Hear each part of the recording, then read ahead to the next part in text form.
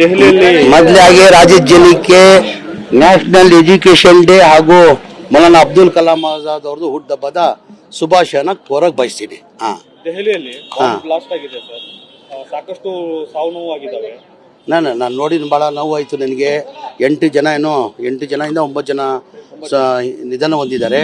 ಅದರಲ್ಲಿ 20 ಜನ ಏನೋ ಸೀರಿಯಸ್ ಕಂಡು 20 ಜನ ಹಾಸ್ಪಿಟಲ್ ಅಡ್ಮಿಟ್ ಆಗಿದ್ದಾರೆ. ಅದರಲ್ಲಿ ಒಂದು 12-13 ಜನ ಸೀರಿಯಸ್ ಕಂಡೀಷನ್ ಇದೆ ಅಂತ ಮಾಹಿತಿ ಬಂತು ನನಗೆ. ನೋವು ಕೇಳಿ ಭಾಳ ತುಂಬ ನೋವಾಯಿತು ನಮಗೆ. ಈ ಥರ ಘಟನೆ ಆಗಬಾರ್ದು ಅಂತ ಹೇಳ್ಬಿಟ್ಟು ನೋವಾಯಿತು ನನಗೆ. ಸರ್, ಇದು ಭದ್ರತಾ ವೈಫಲ್ಯ ಅಂತ ಸರ್, ಯಾರು ಹೊಣೆ ಹೊತ್ಕೋಬೇಕು ಸರ್ ಇದು? ಈಗ ಕೇಂದ್ರ ಸರ್ಕಾರದಲ್ಲಿ ಕ್ಯಾಪಿಟಲ್ ಇದೆಲ್ಲ ಆಗಿರೋದು, ದಿಲ್ಲಿ ಕ್ಯಾಪಿಟಲ್ ಅಲ್ಲಿ ಆಗಿರೋದು.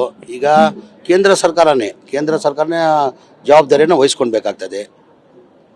ಸರ್, ಹಿಂದೆ ಪುಲ್ವಾಮಾ ಆಯ್ತು, ಪಹಲ್ಗಾಮ್ ಆಯ್ತು, ಮಣಿಪುರ ಆಯ್ತು. ಈಗ ಹೇಳ್ತಲ್ಲ, ಈ ಥರ ಘಟನೆಗಳು ಆಗಬಾರ್ದು. ಘಟನೆ ಆಗಿರೋದು ನನಗೂ ಭಾಳ ನೋವು ತಂದಿದೆ.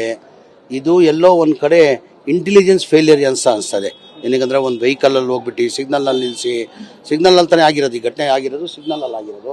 ಈ ಘಟನೆ ಆಗಬಾರ್ದಾಗಿತ್ತು ಅಂತ ನನಗೂ ಮನಸ್ಸಿಗೆ ಭಾಳ ನೋವಾಗಿದೆ.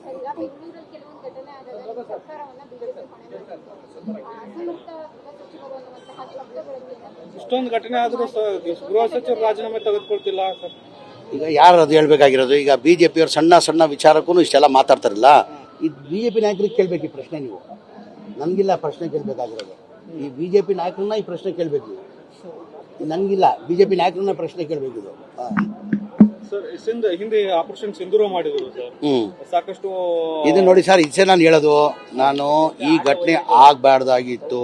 ಈ ಘಟನೆ ಆಗಿರೋದು ನನ್ನ ನೋವು ತಂದಿದೆ ಅಂತ ಅಷ್ಟು ಹೇಳಕ್ ಬಯಸ್ತೀನಿ. ಬಿಹಾರ ಚುನಾವಣೆ ಸಂದರ್ಭದಲ್ಲಿ ಏನ್ ಸಂದೇಶ ಅದು ನೋಡಿ, ಈಗ ಮಾಧ್ಯಮದವರು ಹಿಂಗೆ ಕೇಳ್ತೀರಾ, ನಾವೇನಾರ ಅಂದ್ರೆ ಅದೇ ಒಂದು ದೊಡ್ಡ ಸುದ್ದಿ ಮಾಡ್ತೀರಾ.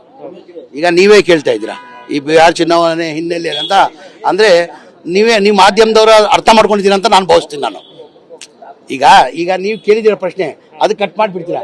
ನಾನೇನಾದ್ರು ಮುಂದೆ ಹೇಳಿದ್ರೆ ಅದು ಒಂದು ಹೈಲೈಟ್ ಮಾಡ್ತೀರಾ.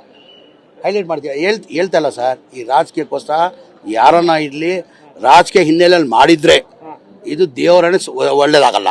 ಯಾರಿಗೂ ಒಳ್ಳೇದಾಗಲ್ಲ.